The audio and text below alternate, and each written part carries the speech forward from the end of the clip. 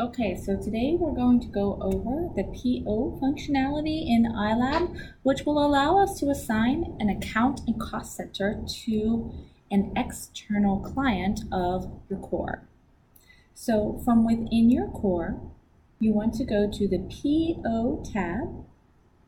If you hover over it, you'll see it say Purchase Orders.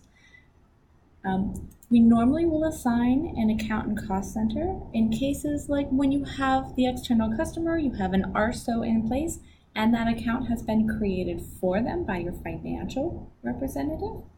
And so within iLab, we use a purchase order to put in that account and cost center for the client so that it will appear in a drop-down box for them to select when they are filling out the forms for an equipment reservation or a service for their payment. And that prevents any confusion for typos to happen when people refer to accounts and cost centers in different formats. For example, the short form versus the long form. Some people use dashes, other people don't. So this clears up any confusion so that that account and cost center can go to IBIS without any issues. If IBIS receives an account and cost center that is not in the format that it is expecting, then it will kick out the entire billing for the month for that core. And so to prevent that, we're going to use this purchase order functionality. Once you're at the PO tab, you would click New Purchase Order. In this screen that is titled New Purchase Order, you would fill in the name of the customer that you are creating the purchase order for. So in this case, I will use our test user, Sherry Jones. And then you want to click the Proceed button. And on this screen, you'll see under the question, who are you creating this purchase order for? Sherry Jones will be listed. Under Core, you'll see that there is a drop down. And here I can select the name of my core. My core is the Penn State ORIS testing core.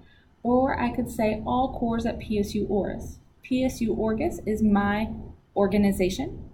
So for example, if you are a core in HUC, say your flow cytometry, and you want to use microscopy, your customer goes between both of them, you could say all cores at HUC, and that way that customer could use this PO or this account and cost center that you're setting up at all of the cores within HUC. That provides them the opportunity to go back and forth between the cores without each core needing to set up this account and cost center. So that'll make things a little easier for the cores as well as the customer.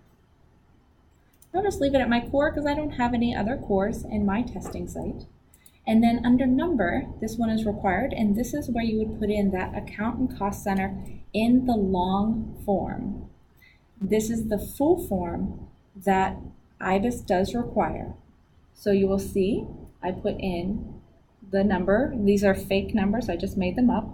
0900912, and then I put a space, and then I put UP, and then there was no space between the UP and the remainder of the account, ABC12, and then there's a slash, and that slash separates the account and the cost center, but there are no spaces on either side of that slash.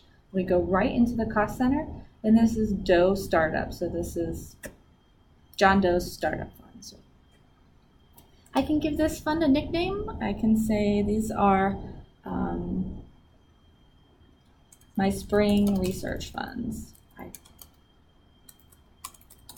We're going to say this initial amount is $10,000.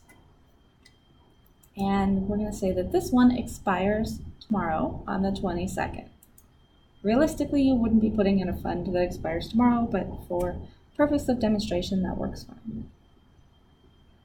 So now I can upload a document to go with this. And so typically you could upload the PO, that RSO agreement. So any files that you feel are important, you can upload that file to this PO and have it be associated with it. So if you would need it, you wouldn't need to go to another system or to Box. It could be here and live with the PO that you're setting up, with that account and cost center. So I don't have anything to upload at this time because this is not real. So I'm just going to click the X, and then I'm going to click on the Save button to save this purchase order. There's a pop-up that says the purchase order was successfully created, and I'll click OK. And my screen is refreshing, and I will see this new one is set up. $10,000. The status is pending approval. Now, before I approve it, I want to click in this, and I'm just going to take a look, double check that I entered all of the information correctly. And I'm going to say, oh, I made a typo.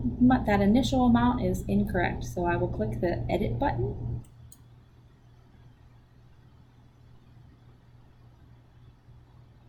And then I can update this initial amount. They really have $30,000. I just made a typo, and everything else looks good. And so I will say Save.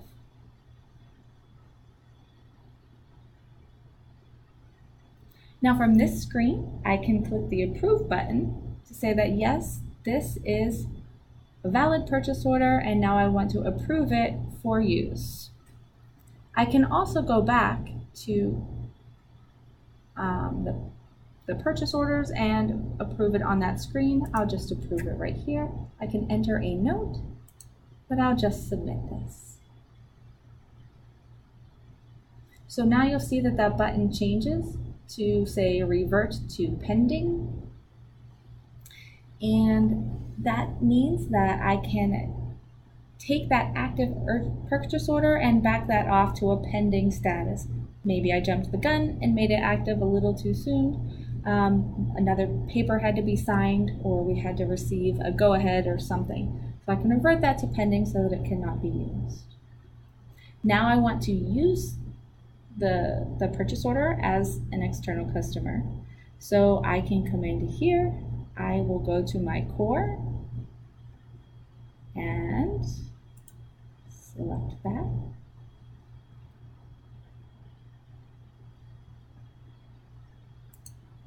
Maybe the customer wants to use the big fiery machine. Say view schedule. Okay, now we are at the big fiery machine. I'm going to select a time. Maybe Sherry wants to reserve this at 1:15, so I will type in her name.